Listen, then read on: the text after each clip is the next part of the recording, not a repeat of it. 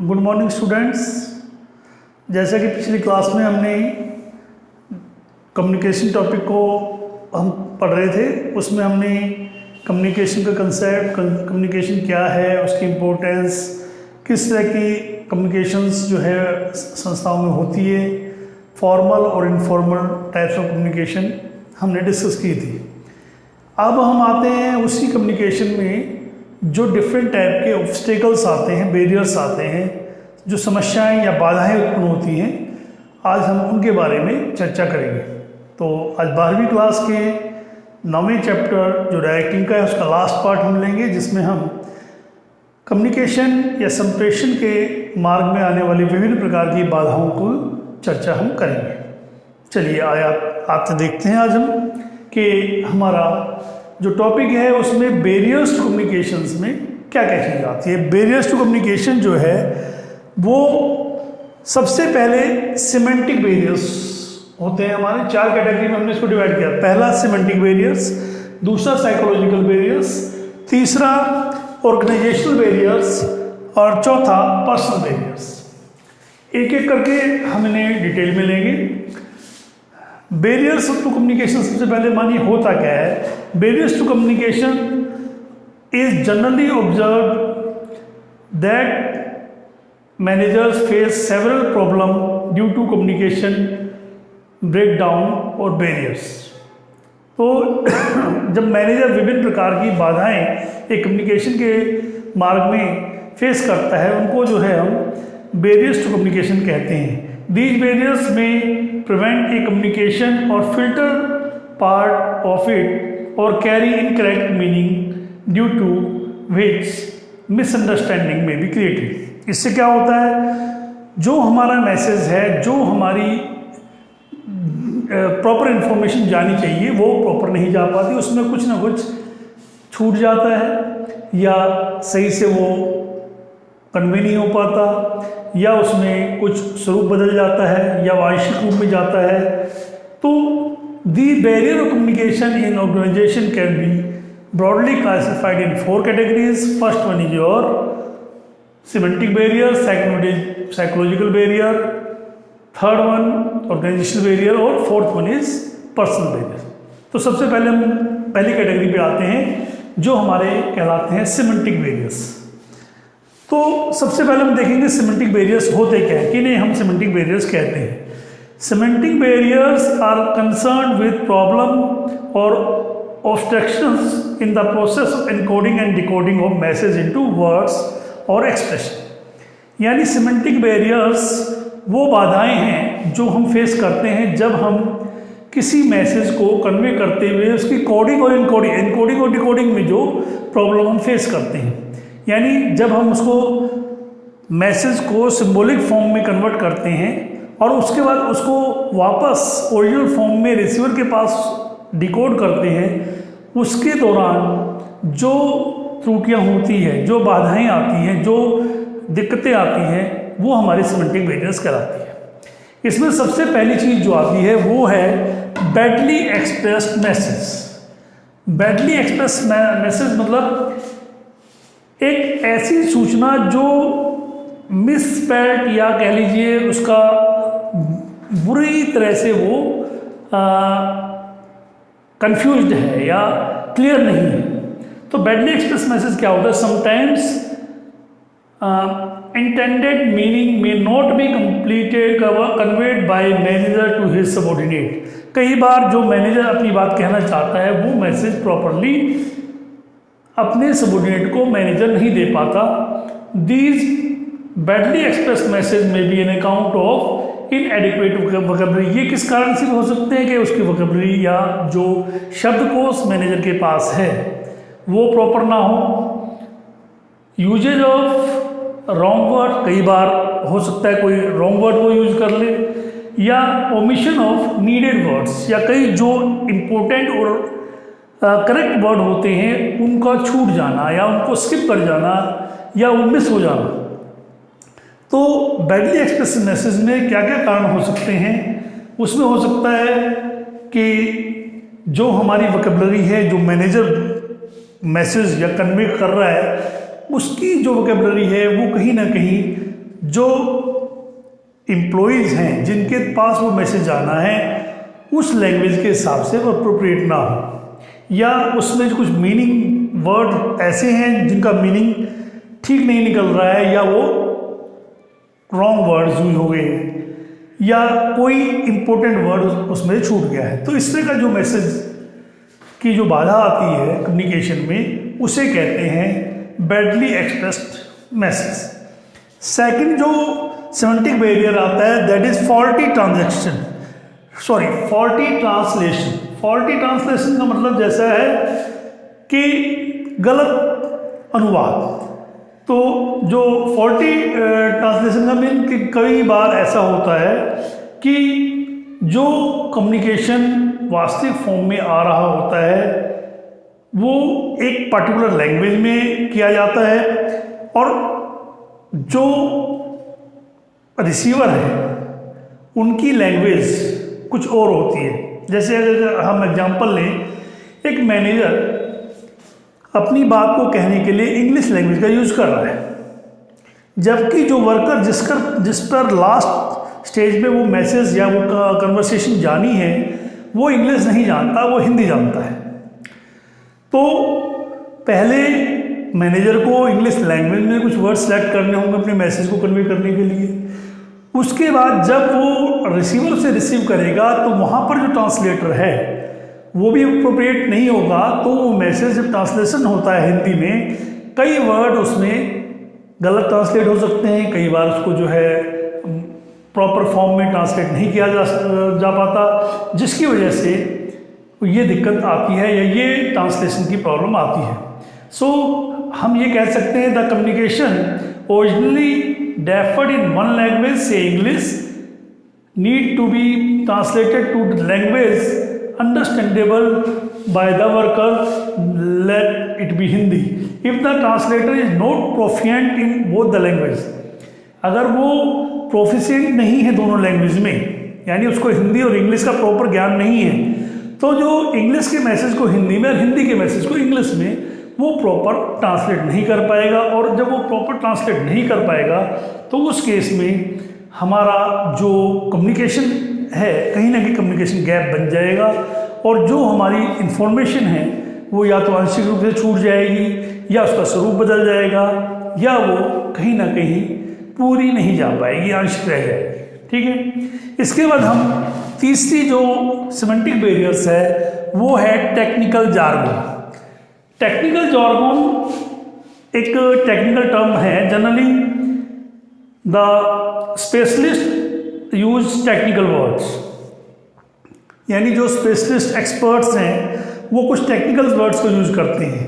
जैसे हम कहें कि टैरिफ, कोटाज एक्सेट्रा, तो इस तरह के जो वर्ड्स जब वो यूज कर रहे हैं तो उसमें while explaining to the person who are not specialist, when these words are expressed और एक्सप्लेन टू द पर्सन और worker who are not specialist, there may be some misunderstanding, there may be some confusion, there may be some obstruction या obstacles of language, and because those are not specialists of that particular field. So उस case में कहीं ना कहीं जो message जाना है वो प्रॉपर नहीं जा पाता, उसका स्वरूप बदल जाता है। जो इन्फॉर्मेशन हम पूरी देना चाहते हैं तो उस केस में वो टेक्निकल वर्ड्स अगर प्रॉपरली एक्सप्लेन नहीं हो पाते, उनको नहीं समझाया जा सकता, तो कहीं ना कहीं उसमें कमी रह जाती है, और जो जिस रूप में हम अपने काम को कराना चाहते हैं उसका स्वरूप बदल जाता है। इसके बाद जो नेक्स्ट सेमेंटिक बैरियर है वो अनक्लैरिफाइड एजम्पशंस। अनक्लैरिफाइड का मतलब जो बिल्कुल अस्पष्ट है, यानी unclarified assumption means some communication may have certain assumptions which are subject to different interpretations. कई बार ऐसा होता है, कुछ ऐसी assumptions होती हैं जिनके कई इंटरप्रिटेशन लिए जा सकते हैं। जैसे अगर हम एग्जांपल ले, a boss instructs his subordinate that take care of the guest. Okay, यानी एक बॉस अपने सबऑर्डिनेट को कह रहा है कि आप गेस्ट की देखभाल कीजिए।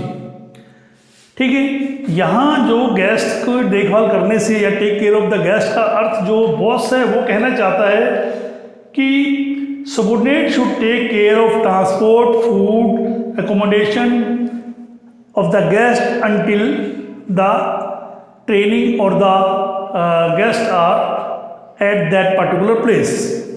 ओके, यानी उसको कहने का अर्थ है उसके खाना पीना रहना सहना जो भी उसकी फैसिलिटीज़ को देनी है उन सभी चीज़ों का सबऑर्डिनेट को पूरा ख्याल रखना है।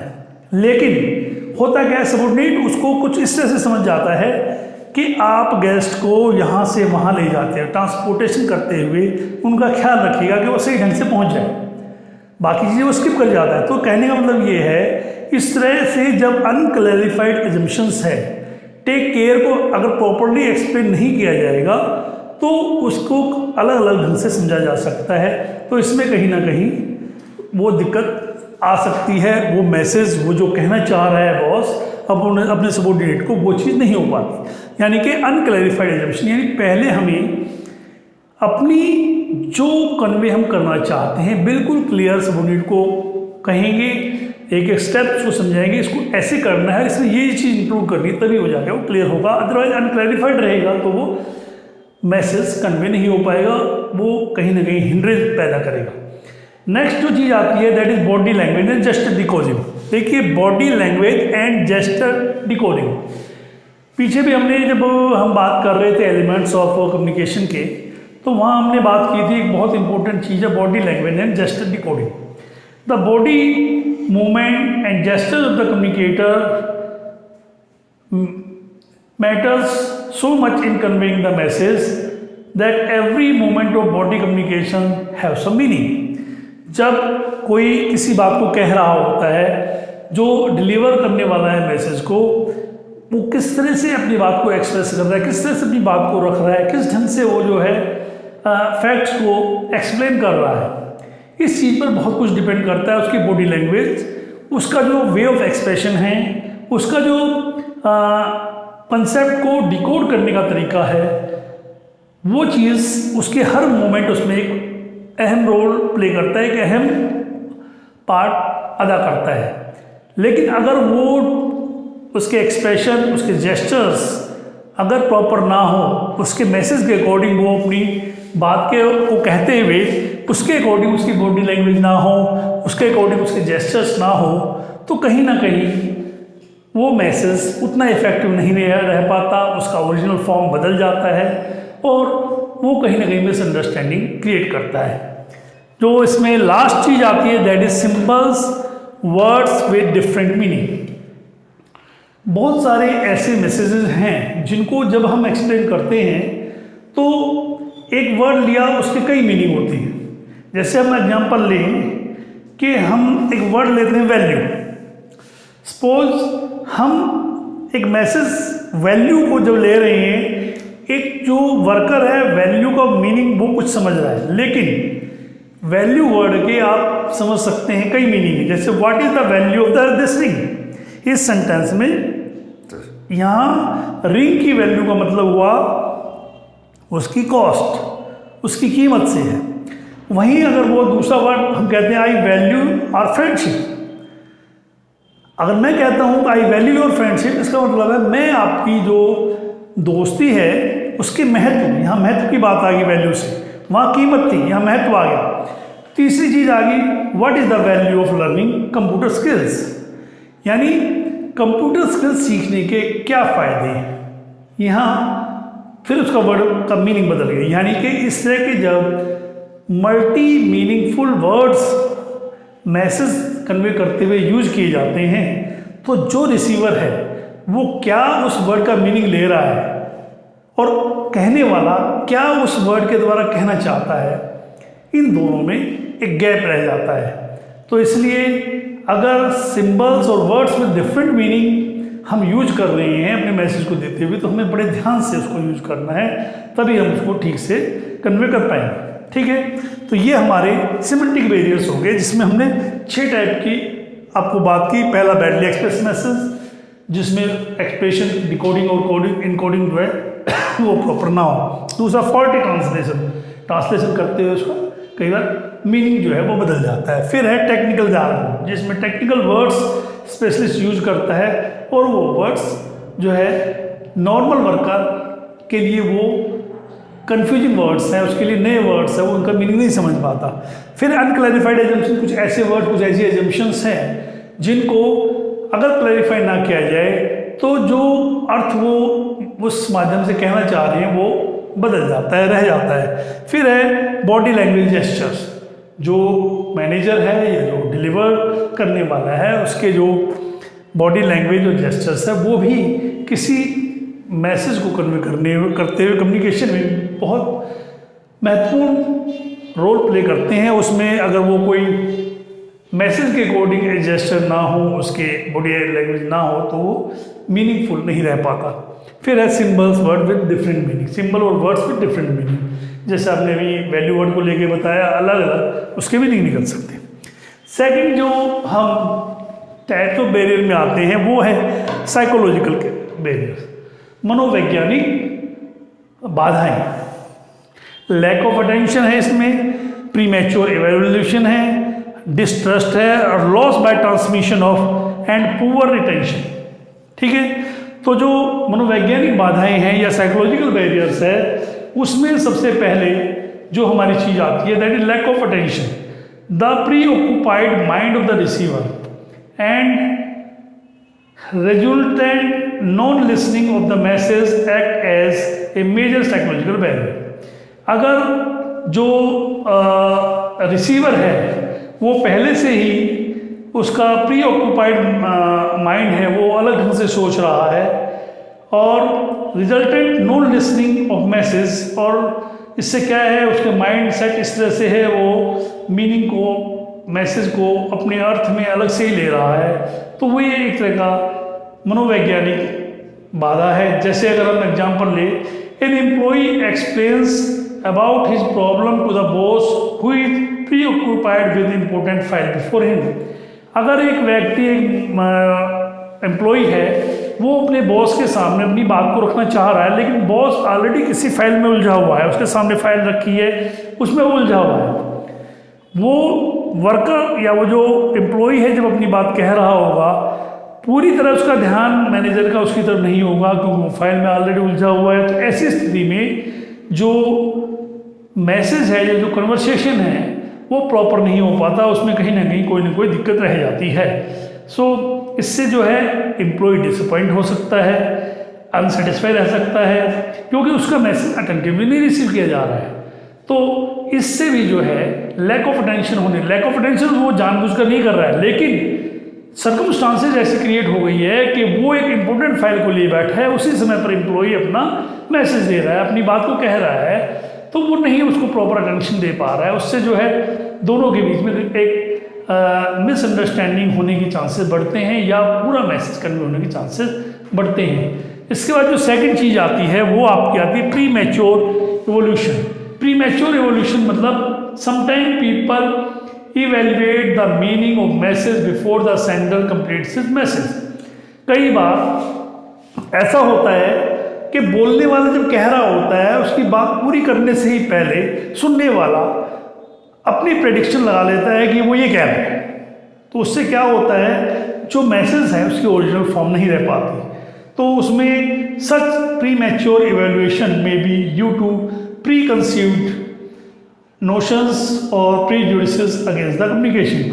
यानी इस तरह की जो समस्या क्रिएट होती है वो किस वजह से होती है, या तो जो मैसेज रिसीव करने वाला है प्रीजुडिस हो या पहले से वो उस मैसेज या कम्युनिकेशन के प्रति और कॉन्फिडेंट हो, या उस कन्वर्सेशन के प्रति वो जो है कुछ उसकी अंडरस्टैंडिंग अलग तरह की हो। जो तीसरा जो इसमें बैरियर आता है दैट इज डिस्ट्रस्ट। डिस्ट्रस्ट मतलब अविश्वास, यानी कि distrust between communicator and the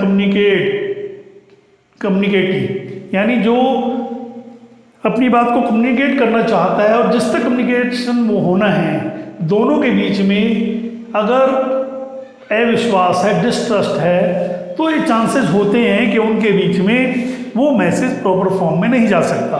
क्योंकि यहाँ पर क्या है कि जो उनकी अनविलिंगनेस, उनकी जो डिस्ट्रस्ट है, डिस्ट्रस्ट का मतलब एक तरह से एक दूसरे के प्रति उनके अंदर कोई इस तरह की भावना है कि वो एक दूसरे की बातों पर पूर्ण विश्वास नहीं कर पा रहे हैं, और उसकी वजह से वो if the parties do not believe each other, they can not understand each others message in the original form. जब वही बात आ गई कि जब हम अपनी बात को ज़्यादा महत्व देते हैं और दूसरे की बात को उतना तवज्जो नहीं दे रहे हैं, तो जो मैनेजर है वो क्या कह रहा है, और मैं अगर उसके प्रति एज ए एम्प्लॉई डिस्ट्रस्ट रखता हूँ तो मैं उसकी बात को सीरियसली नहीं लूँगा, तो ओरिजिनल फॉर्म में उसके मैसेज को मैं नहीं समझ पाऊँगा और उसका स्वरूप कहीं ना कहीं बदल जाएगा, कहीं ना कहीं मिसअंडरस्टैंडिंग होने के चांसेस बढ़ जाते हैं।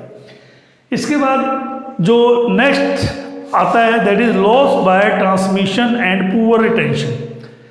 जो चौथा बैरियर साइकोलॉजिकल बैरियर है that is loss of transmission and poor retention, यानी कि कई बार ऐसा होता है when communication pass through various level, successive transmission of message result in the loss और transmission of inaccurate information. This is more so in case of oral communication. कई बार क्या होता है ओरल कम्युनिकेशन में नॉर्मली ये होता है, जैसे मैं एक छोटा सा एग्जांपल लूँ, मैं अगर आप 10 बच्चों को अलग अलग डेस्क पे 10 जगह अलग अलग एक पर्टिकुलर गैप में बैठा देता हूँ, ओरल की बजाय मैं बल्कि आपको एक पेज का एक मैसेज पढ़ के बताता हूँ पहले बच्चे को, उससे कहता हूँ मैंने जो आपको 10 लाइन का एक मैसेज दिया है आप उसको दूसरे को बताइए, दूसरे को जब वो बताएगा दूसरा तीसरे को बताएगा, तीसरा चौथे को, और 10वें से बच्चे तक जब वो बात जाएगी तो वो पूरी 10 लाइन की नहीं रह पाती, यानी पूरा वो ओरिजिनल मैसेज नहीं रह पाता, उसका स्वरूप बदल जाता है, वो इतना शॉर्ट हो जाता है कि जो ओरिजिनल फॉर्म है उसका पता ही नहीं चल पाता कि जो मैनेजर कहना चाह रहा है वो है क्या। ठीक है, तो इस तरह से जो ये poor attention in another problem, यहाँ पर एक पुअर रिटेंशन भी एक प्रॉब्लम है। Usually people can not retain the information for a long time if they are inattentive और नॉट इंटरेस्टेड।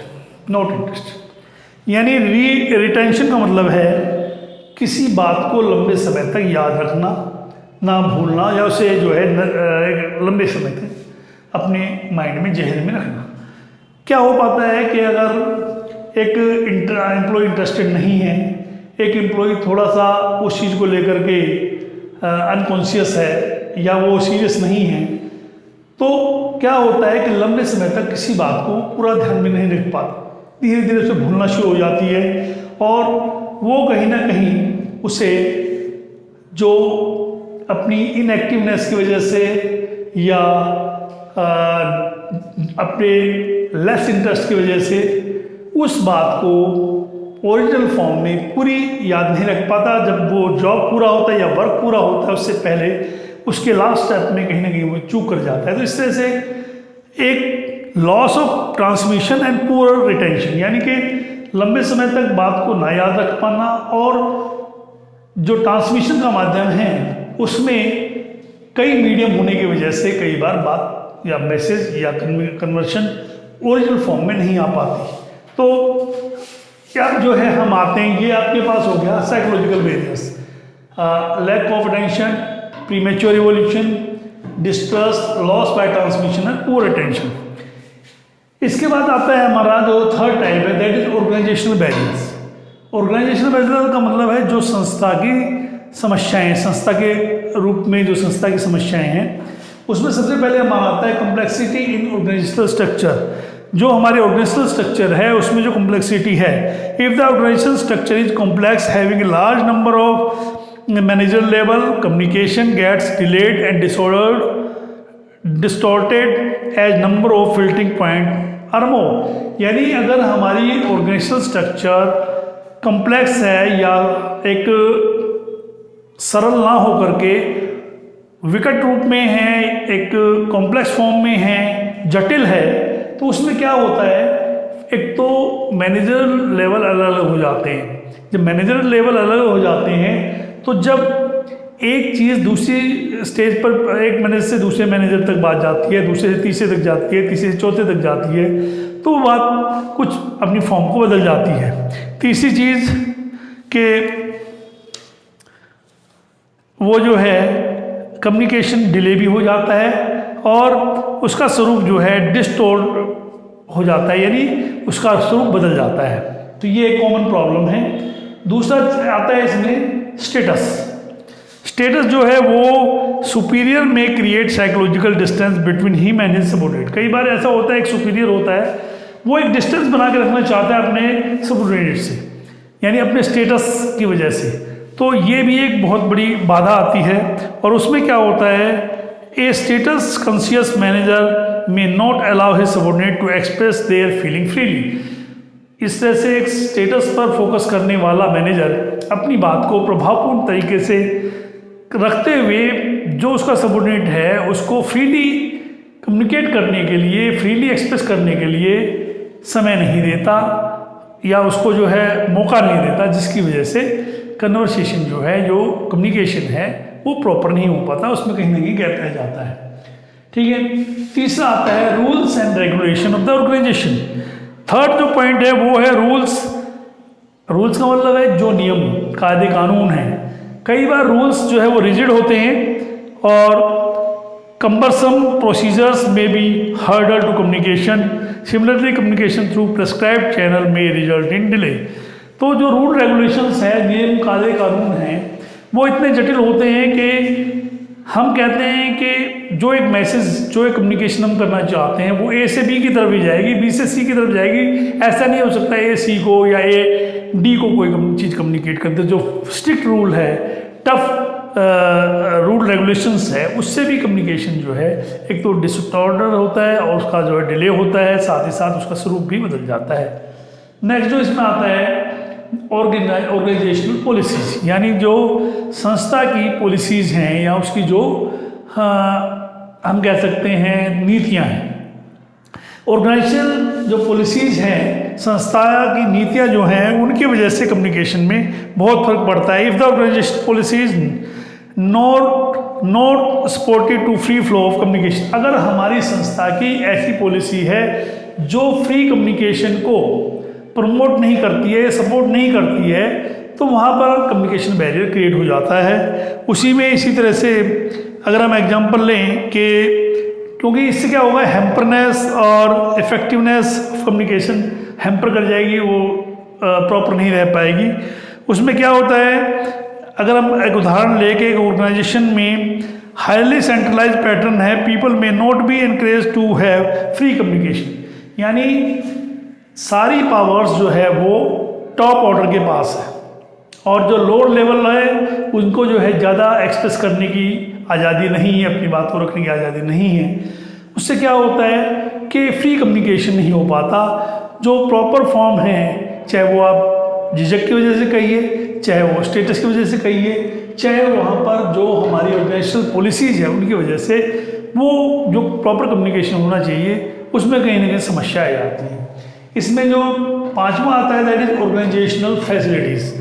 ऑर्गेनाइजेशनल फैसिलिटीज़ यानी जो हमारी संस्था सुविधाएं देती है, और वो किस तरह की सुविधाएं दे रही हैं, इससे भी बहुत कुछ डिपेंड करता है। Like frequent meetings, suggestions box, complaint box, social and cultural gathering, transparency in operation etcetera.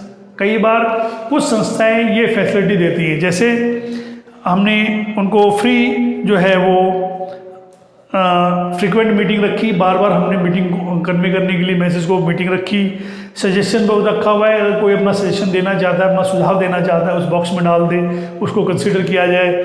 या जो है कंप्लेंट बॉक्स है, कोई शिकायत है उसके लिए एक बॉक्स रख दिया है, उसमें वो अपनी शिकायत दर्ज कर सके।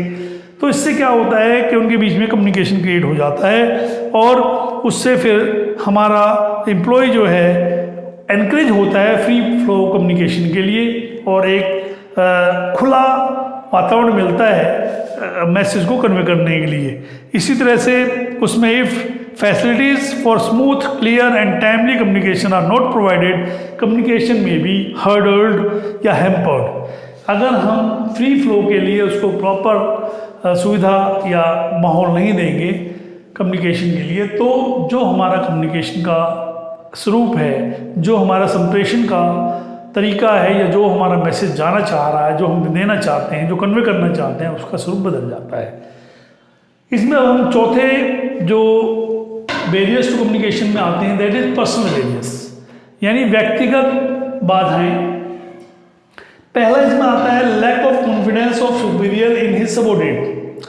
नॉर्मली क्या होता है कि if superior do not have confidence on his subordinate they may not seek their advice और ओपिनियन। कई बार ऐसा देखा गया है कि एक मैनेजर अपने सबऑर्डिनेट, अपने जो अंडर उसके एम्प्लॉय काम कर रहे हैं, उनमें पूर्ण विश्वास नहीं रखता है, उनमें अपनी फेथ नहीं रखता है, जिसकी वजह से क्या होता है कि उनको वो एक्सप्रेस करने के लिए उनके सजेशंस को नेगलेक्ट करता है, उनके ओपिनियन को नेगलेक्ट करता है, जिसकी वजह से कम्युनिकेशन जो है वो प्रॉपर नहीं हो पाता। दूसरा इसमें आता है अनविलिंगनेस टू कम्युनिकेशन। कई बार ये होता है कि subordinate may not be prepared to communicate with the superior और if they perceive that it may adversely affect their interest. क्योंकि कई बार ये होता है कि जो सबऑर्डिनेट होता है वो अपने सुपीरियर की बात को सुनने के लिए मानसिक रूप से, व्यक्तिगत रूप से तैयार नहीं हो पाता। क्यों नहीं हो पाता? कि उसे लगता है कि कहीं ना कहीं उसकी इस कम्युनिकेशन से, इस बात से उसकी इंटरेस्ट पर, उसकी जो इच्छाएं हैं या उसका जो व्यक्तिगत हित है वो प्रभावित ना हो, इस वजह से वो इंटरेस्ट नहीं रखता। और अगर ऐसा होता है तो जो मैसेज वो रिसीव कर रहा है उसको वो प्रॉपर फॉर्म में नहीं लेगा। इसी तरह से जो नेक्स्ट है that is fear of challenge to authorities.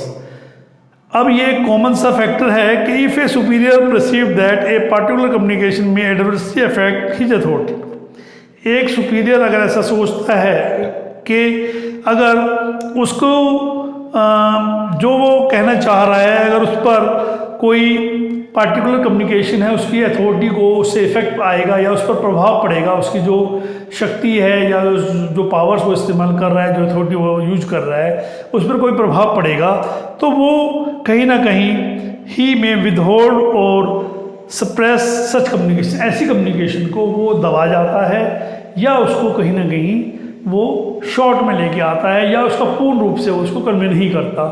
तो इससे भी जो है हमारा कम्युनिकेशन बाधित होता है। और लास्ट जो है लैक ऑफ प्रॉपर इंसेंटिव्स।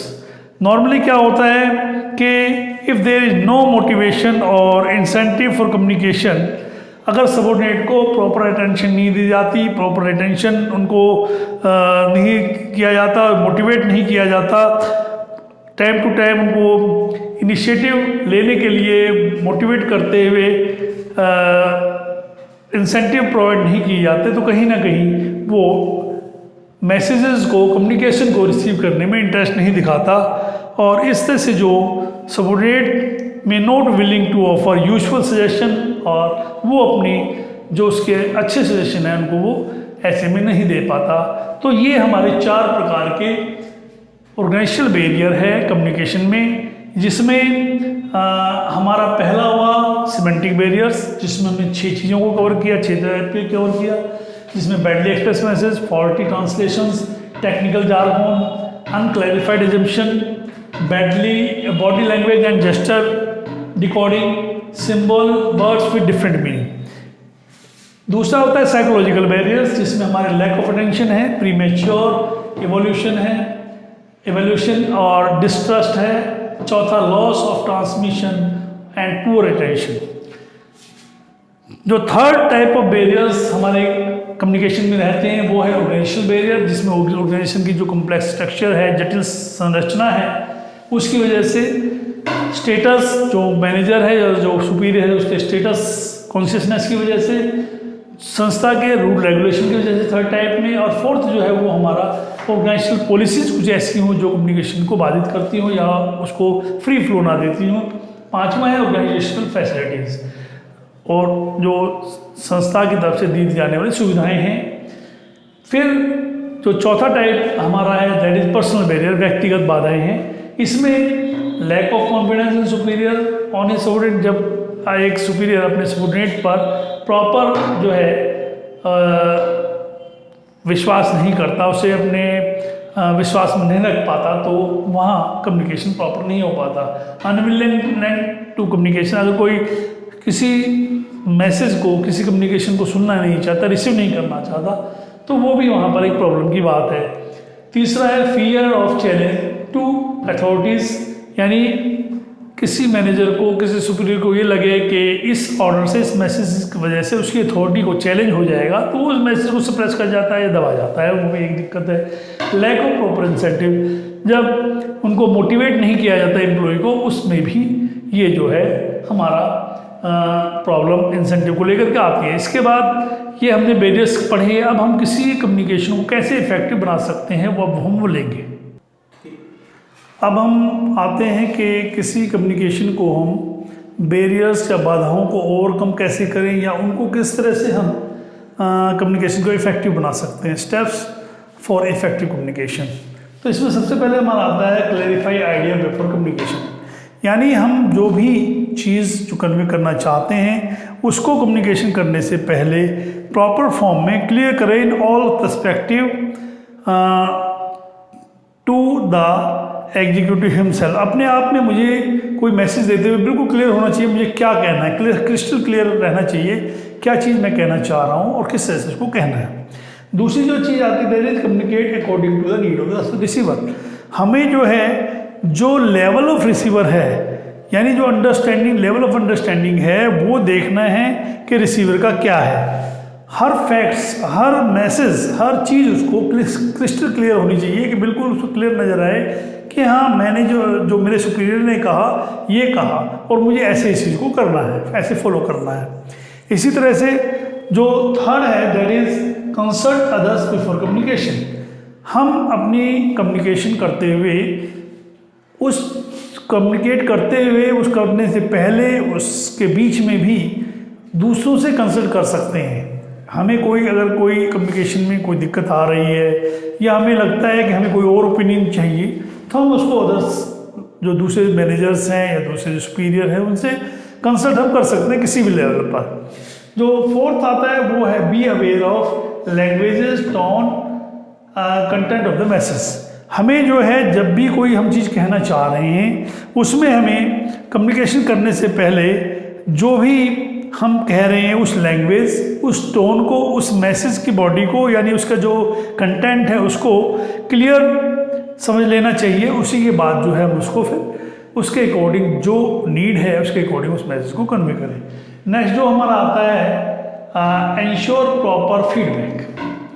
इसका अर्थ ये हुआ कि हम जो है कम्युनिकेटर में ensure of success communication by asking question regarding the message.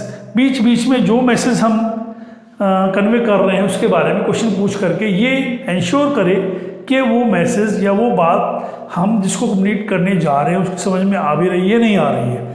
जब हम उससे बीच बीच में प्रश्न पूछेंगे तो वो ध्यान से सुनेगा और हमें कहीं ना कहीं ये पता चलता रहेगा वो कितना अटेंटिव है, उसके तक बात हमारी जा रही है या नहीं आ रही है। फिर आता है sixth, be a good listener. एक अच्छे कम्युनिकेटर का एक अच्छा लिसनर होना बहुत ज़रूरी है।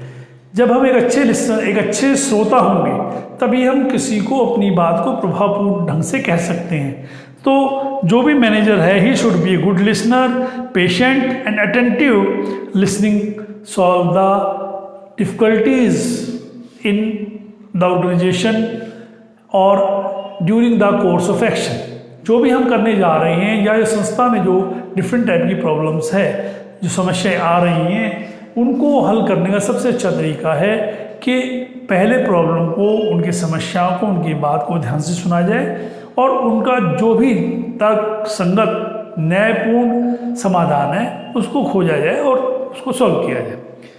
फिर जो आता है हमारा फॉलो अप कम्युनिकेशन, यानी फॉलो अप कम्युनिकेशन का मतलब है it should be regular follow up और review of the instruction given to the subordinate. Time to time हमें जो हम इंस्ट्रक्शन दे रहे हैं, जो हम कम्युनिकेट कर रहे हैं, जो मैसेज दे रहे हैं, जो बातें कह रहे हैं, उनका रेगुलर इंटरवल के बाद फॉलोअप करना चाहिए कि वो उस तक जा रही है, किस प्रकार से जा रही है, क्या वो समझ रहा है, किस तरह से वो करने जा रहा है। उसके बाद आता है हमारा communicate for a present as well as future. यानी हमें जो मैसेज कन्वे कर रहा है, जो हम अपनी बात को कन्वे करने जा रहे हैं, जो इंस्ट्रक्शन हम दे रहे हैं, वो जो वर्तमान की आवश्यकता है उसके साथ साथ जो भविष्य में होने वाली ज़रूरतें हैं उनकी भी पूर्ति वो करे। यानी जो हम कम्युनिकेशन करें वो वर्तमान के साथ साथ भविष्य में भी काम आए, इस तरह का हमें जो है कम्युनिकेशन करना है, ताकि जो हमारे ऑर्गेनाइजेशनल गोल है उनको हम प्रॉपरली अचीव कर सकें। फिर आता है convey things of help and value to the listeners.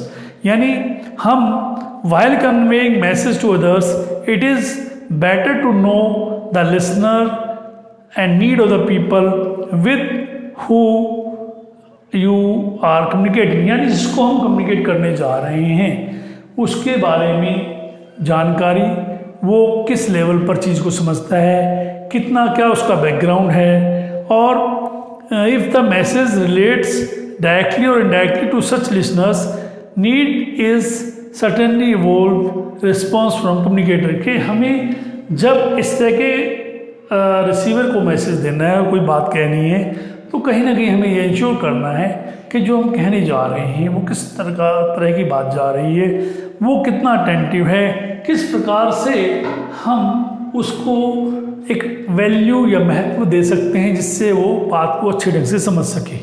ठीक है, तो ये कुछ स्टेप्स ऐसे हैं जिनके माध्यम से हम ऑर्गेनाइजेशनल कम्युनिकेशन के अंदर जो भी बैरियर्स टू कम्युनिकेशन आते हैं उनको ओवरकम कर सकते हैं, अपनी कन्वर्सेशन या अपनी कम्युनिकेशन को इफ़ेक्टिव रूप में रिप्रेजेंट कर सकते हैं as a manager, as a superior. तो ये हमारा आज डायरेक्टिंग का चैप्टर का लास्ट टॉपिक था जो आज हमारा संपन्न होता है। इसके बाद हम नेक्स्ट चैप्टर लेंगे, वो हमारा है कंट्रोलिंग। Thank you.